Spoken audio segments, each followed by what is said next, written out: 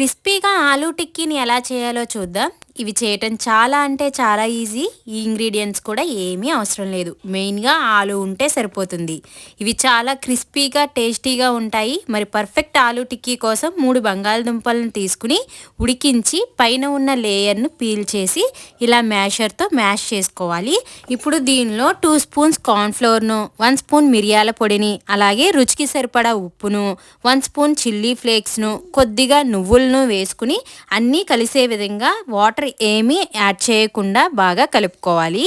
చూడండి, ఇలా కలుపుకున్న తర్వాత ఇప్పుడు కొద్దిగా పిండి ముద్దను తీసుకుని రౌండ్ బాల్లా చేసి ఇలా టిక్కీ షేప్ వచ్చేలాగా చేసుకోవాలి.